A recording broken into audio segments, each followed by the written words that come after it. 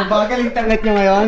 285,000. Pang-upgrade lang na ano. What's up guys? Another watch, another day. Dito na naman si Boss Franz. May binibenta na naman. Hello. Wala na naman pambayad ng kuryente to.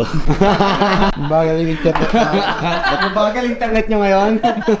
36mm yan. Bukasan mo naman ng konti to, boss. Okay na yan. Local RSC oh. Hindi ko alam ba't meron siya nito eh. Bago-bago pa hindi. Bago ah. 11 years lang. Utangin na.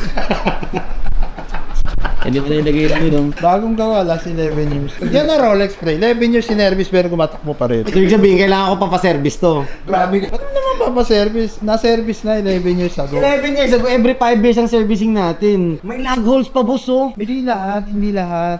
17 links lang, boss. Bibigyan ng links, dalawa pa. 236 nga ako, ayaw gumalaw. Siyempre, 36 yan eh. Sikiting ka. Kung 40-40.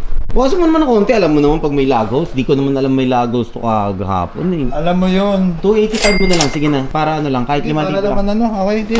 Dan, no, diba? Wala akong magawa ah. Bago na sa internet namin yun. Pang-upgrade mo? Wala akong ng wifi yun.